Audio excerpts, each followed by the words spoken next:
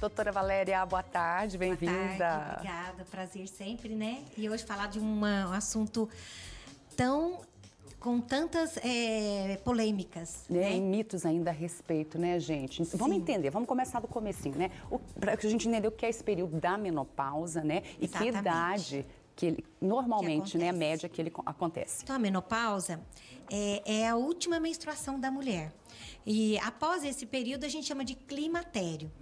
E antes dessa última menstruação, muitas vezes a mulher começa a ter algumas irregularidades. Umas menstruam irregularmente, outras menstruam menos, outras menstruam mais, até que chega esse marco. Ou seja, ele vai dando uns avisinhos, Vai assim, dando uns né? avisinhos, mas a menopausa é a última menstruação. Ou seja, o ovário não funciona mais, não tem mais hormônio. Então, eu sempre digo assim, não é justo, mas é real. Porque a mulher é jovem, até qual idade mais ou menos que isso acontece? Varia de 46 a 53, mas a média é por volta dos 50 anos. Uhum. E essa mulher, ela tá muito ativa ainda. Ela trabalha, ela tem filhos, ela se cuida muito hoje. A mulher hoje é muito vaidosa. E parece mais jovem do que a idade que tem, né, doutora? Então, assim, ela sente muito, porque esse hormônio é de grande vitalidade para a mulher, o estrogênio. E quando os ovários param de produzi-lo, acabou, não tem volta.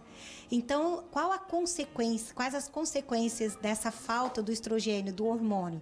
Então, um pouco de envelhecimento, perda de colágeno da pele, ressecamento vaginal, dificuldade para ter relação e os sinais que eu falo mais importante. Calorão, que eu sempre falo. Todas reclamam muito, né? Irritabilidade, outras com depressão, insônia. Então, assim, cada pessoa vai sentir de uma maneira. Você me pergunta, mas tem gente que vai passar por isso sem sentir nada? Muitas vezes sim, né? Tem pacientes que fazem bastante, que tem uma atividade física de rotina, que se cuida bastante, que tem uma alimentação saudável. Ela consegue passar por esse período sem tantos sintomas. Em compensação, outras têm muitos sintomas. Bom, daí a gente tem que falar da importância, gente, da reposição de hormônio, porque existe ainda um mito em relação a isso, né? É importante a gente falar que a questão do hormônio já mudou muito ao longo das décadas, né, doutora? Que existem a gente até estava falando sobre isso, porque os hormônios melhoraram muito, né? Os estudos foram feitos, as pesquisas, então a qualidade desse hormônio para reposição hormonal, ele hoje é muito boa. E esse medo, esses mitos que a gente que traz, é realmente de antigamente, né? Será que eu vou tomar um hormônio e vou ter câncer de mama, vou ter trombose? Quais as consequências? Eu tenho muito medo. Então, esse tratamento, eu falo que ele é individualizado. Cada paciente vai ter que ir no consultório para a gente saber a história familiar, né? Se ela tem história familiar de câncer de mama, de trombose, se ela deseja essa reposição hormonal, se ela não deseja, porque simplesmente ela não quer, porque esse medo eu tenho que tirar dela. Eu tenho que trazer para ela tudo de bom que esse hormônio pode oferecer e também os pós e contras, né, doutora? Né? Então, assim, é muito tranquilo, porque a paciente consegue entender. Quando ela tem muitos sintomas, muito calorão, muito mal-estar, ela quer tratar, porque isso acaba com a qualidade de vida dessa mulher. Quais os tipos de tratamento disponíveis hoje? Tem do mais acessível ao mais moderno, doutora? Sim, temos. Então, nós temos os viorais, os transdérmicos, que são os gels, o gelzinho, que as pacientes até gostam bastante, e os adesivos, tem os implantes hormonais. Então, assim, nós temos uma gama de tratamentos e a gente tem que ver qual a paciente deseja e qual é possível para ela. O mais comum é o vioral, porque aquela paciente que tem o útero, ela tem que tomar um hormônio chamado progesterona junto com estrogênio. Senão, o que vai acontecer? Ela começa a fazer a reposição hormonal e aí ela vai começar a ter sangramento, pode ter uma alteração do útero, então tem que fazer uma proteção deste útero. As pacientes que não têm útero, é bem mais fácil de tratar. Que essa paciente, ela realmente pode usar só estrogênio. Aí é mais fácil, você tem sob forma de adesivo, do gelzinho que ela usa. E os implantes. Eu gosto muito do implante, mas não é uma coisa tão acessível. Não é tão acessível, mas é prático, né, doutora? Para quem esquece de tomar o comprimidinho ali todo dia, também é uma possibilidade. Assim, você já deve ter ouvido falar desses implantes que eles têm hoje. que melhora, rejuvenesce. E não é mentira, é verdade, só que é mais difícil, porque a gente não tem esse implante tão simples, tão fácil, à disposição no sistema farmacêutico. Esses implantes, eles são feitos por médicos especialistas e são médicos que estão em São Paulo, em capitais. Alguns médicos já estão conseguindo fazer nas cidades menores. E o custo é muito alto, então não é para todo mundo. Mas nem por isso as pessoas podem, não podem deixar de fazer a reposição. Até porque tem outras opções mais acessíveis. Sim. Bom, você falou 46 anos para frente, em média 50 anos, que é a média da menopausa. Então, abaixo de 46 é considerado menopausa precoce? Abaixo de 45 anos, se a paciente para de produzir hormônio e para de menstruar, nós dissemos que é uma menopausa precoce. Não tem nenhum problema nisso. Se você vai pesquisar se tem alguma doença de base, se não tem, ela, infelizmente, aconteceu mais cedo. O que é ruim? Elas têm mais sintomas. Vai passar mais tempo na menopausa. Vai passar mais tempo na menopausa. Olha, hoje a mulher vive 90 anos, até mais. Se a gente entra na menopausa por volta dos 50 anos, nós vamos viver 40 anos sem hormônio. Não podemos. Isso traz uma consequência muito grande na parte cardiovascular, na parte da vida sexual da mulher. Então, assim, eu passo sempre uma mensagem que não tenham medo. Exponha esse medo. E a gente, como ginecologista, a gente respeita você.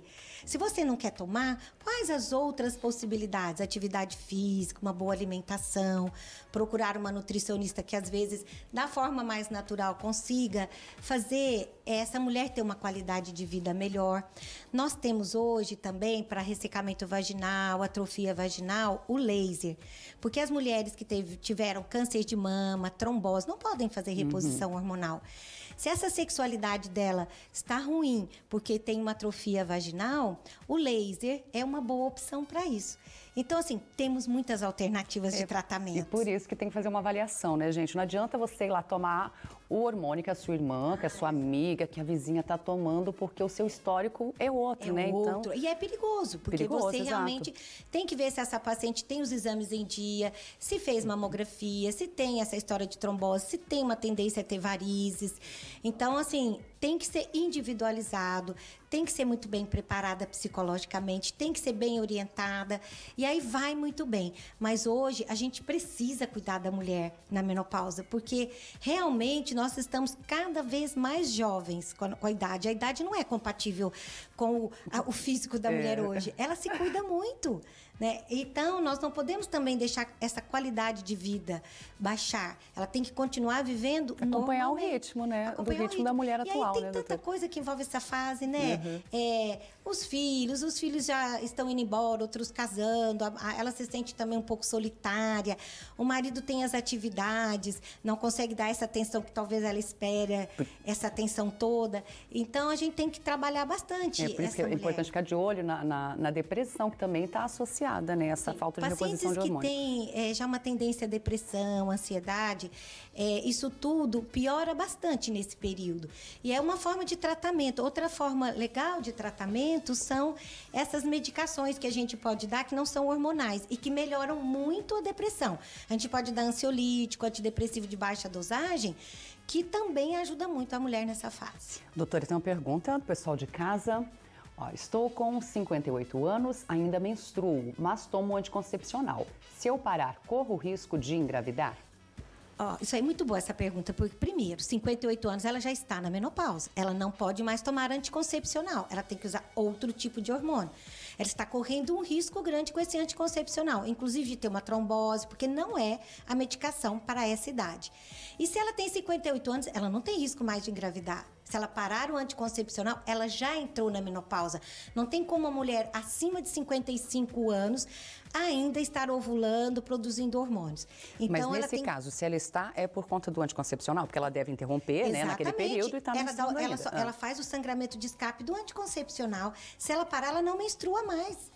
Ela não tem risco. E o risco dela está em tomar esse anticoncepcional. Olha aí, minha amiga, eu adoro, assim, o consultório do Vitrine, porque olha, a gente traz luz aí para as pessoas, né? Tá tomando anticoncepcional, não faz bem para a sua saúde não, e sem necessidade. Provavelmente faz um tempinho que não vai procurar um ginecologista para orientar. Vá procurar seu ginecologista. Já indica a doutora Valéria aqui, viu, gente? Olha outra pergunta. Tenho 65 anos e aos 45 entrei na menopausa, mas nunca fiz reposição hormonal. Preciso fazer?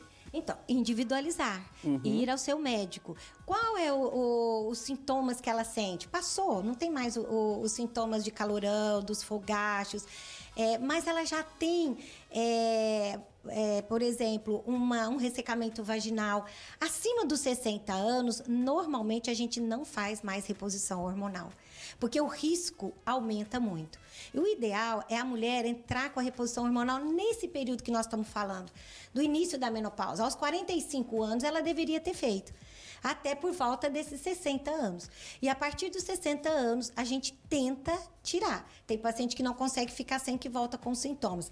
Mas a gente diminui a dosagem, porque o risco para câncer de mama, para trombose, aí aumenta. Aí é melhor a gente reavaliar essa paciente. Viu, gente? Mas com informação, né? Você não corre riscos. Vai fazendo acompanhamento, você tendo né, com o seu médico, estando fazendo seus exames anualmente, estando bem acompanhada, o risco diminui muito. Nós não podemos falar que não tem risco, mas o risco diminui muito. Você toma mais tranquila a sua medicação. E dá para você pôr na balança, né? E avaliar o benefício. O benefício. Gente, é importante, então, consultar regularmente, né? O profissional que você vai, o seu médico. Vou falar, doutora, para você falar de onde você atende, da clínica, porque as pessoas de casa muitas vezes querem saber das nossas fontes aqui. Mas onde eu quero ir? Na doutora Valéria. Onde é que eu vou? Eu atendo lá no DEI Saúde, ali na Minas Gerais, na sala 208. E estou lá todos os dias esperando por vocês. Qualquer coisa que precisarem, vamos lá. Vamos falar um pouco sobre isso, vamos tirar essas dúvidas. Vamos, eu falo, abrir o coração. Nós não estamos aqui para passar receita, né?